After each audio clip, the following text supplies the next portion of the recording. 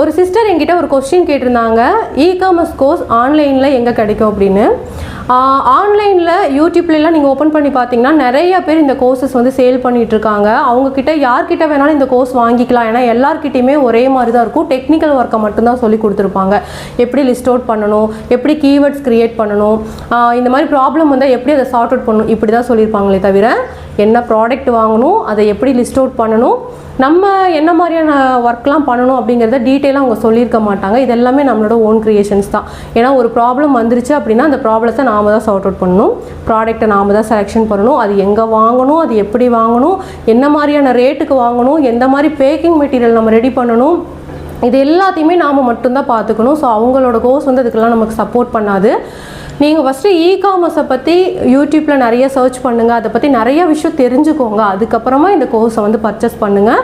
அப்போ தான் உங்களுக்கு அதை படிக்கிறதுக்கு ரொம்ப ஈஸியாக இருக்கும். ஏன்னா ஓரளவுக்கு இந்த கோர்சஸ் பற்றி நம்ம தெரிஞ்சிச்சு அப்படின்னா அவங்கக்கிட்ட நம்ம அந்த கோர்ஸ் வாங்கி படிக்கும் போதும் நமக்கு சில விஷயங்கள் வந்து புரிய வரும். அதுக்கப்புறமா நம்ம உள்ளே இறங்கி வேலை பார்க்கும்போது தான் நிறைய மிஸ்டேக்ஸ் நடக்கும், நிறைய ப்ராப்ளம்ஸ் இருக்கும்.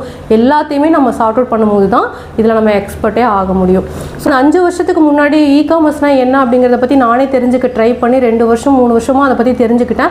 அதுக்கப்புறமா தான் இந்த கோர்ஸ் வாங்கி நான் படிக்கவே ஆரம்பித்தேன். அதுக்கப்புறம் நிறைய டாக்குமெண்டேஷன் அது இது நிறைய ப்ராப்ளம்ஸ் இருந்துச்சு. எல்லாத்தையுமே சார்ட் அவுட் பண்ணி அந்த பிஸ்னஸ்குள்ளே இறங்குறதுக்கு கிட்டத்தட்ட 1 இயர் ஆயிடுச்சு.